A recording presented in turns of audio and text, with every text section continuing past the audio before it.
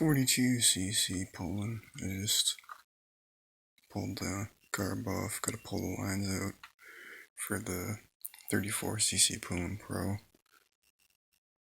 I had to JB weld the fuel tank on the 34cc, so it's curing. Picked up this one today, just got spark on it, but I had to clean up the flywheel and gap the coil. But I have spark back on this one, so that'll be another one to play with. Hopefully the next video is the red Poulan Pro 34cc. Running, pulling its own fuel, not just a prime like the last video. But that's Poulan's for now.